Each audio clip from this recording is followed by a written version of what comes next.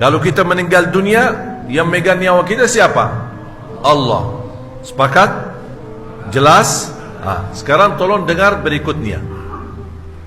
Dan nyawa seseorang yang belum mati ketika dia tidur. Maksudnya apa? Coba ulang lagi itu. Dan nyawa seseorang yang belum mati ketika dia tidur. Artinya, kalau tadi Allah berfirman, Allah memegang nyawa seorang ketika mati. Dan arti dan apa? Sambungan kan? Dan memegang nyawa, tapi tidak perlu disebutkan megang lagi. Tapi itu yang dimaksud. Dan memegang nyawa seorang ketika dia tidur belum mati. Kalau Allah memegang nyawa kita saat kita tidur, berarti terlepas dari jasad kita.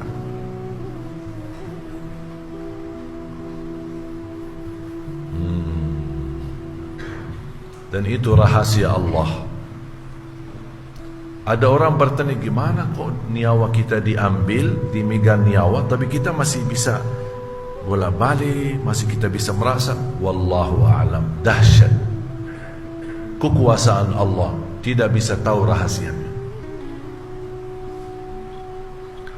Dan memegang nyawa seorang ketika tidur belum mati. Ini kata tidur belum mati, Allah jelaskan lagi lebih dalam supaya kita faham apa yang dimaksud Allah memegang nyawa kita saat kita tidur belum mati. Coba lanjut. Maka dia tahan nyawa orang yang telah dia tetapkan kematiannya. Dibangunin, bangun subuh, inna lillahi wa inna ilaihi raji'un. Ternyata ketika dia mulai tidur, dimegang nyawanya oleh Allah, sudah tidak diizinkan untuk dilepas, dipertahankan. Makanya di sini Allah berfirman apa? Coba ulang kalimat terakhir. Maka dia tahan nyawa orang yang telah dia tetapkan kematiannya.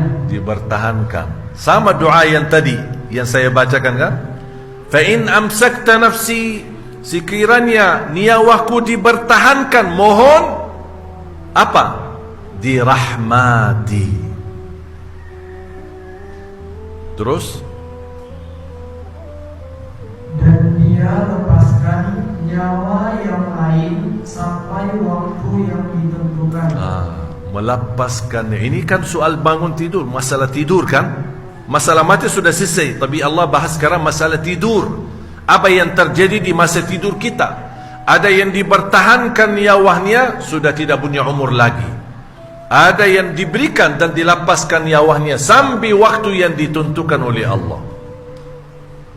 Dan peristiwa ini Allah perintahkan untuk apa? Apa yang semestinya kita lakukan terhadap peristiwa yang dahsyat, peristiwa yang luar biasa. Setiap malam proses menghadapi kematian. Apa yang harus kita lakukan terhadap hal ini yang menunjukkan kebesaran dan dahsyat Allah Subhanahu wa taala? Allah tutupi dengan kalimat yang sangat pas terhadap makna yang kita ingin sampaikan.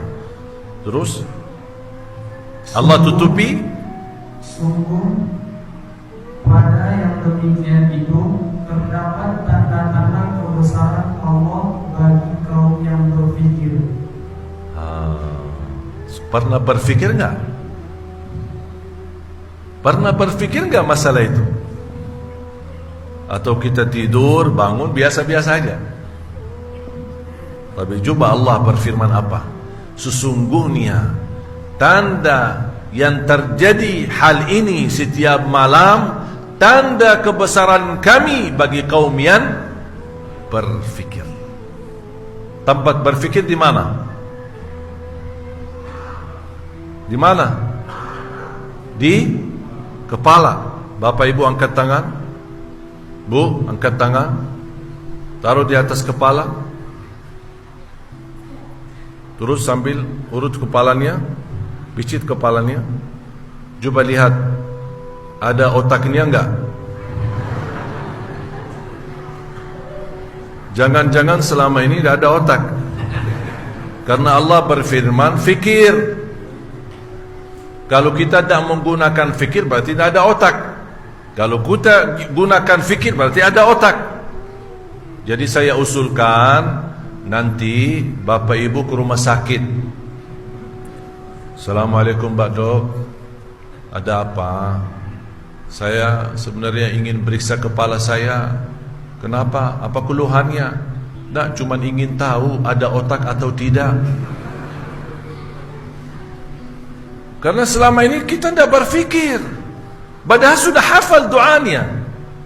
Kita sudah terbiasa baca bismikallahumma waktu tidur. Sudah terbiasa membaca alhamdulillahilladzi ahyana ba'dama amatana. Tapi pernah enggak merasakan di dalam hati kita baru saja diselamatkan oleh Allah dari kematian.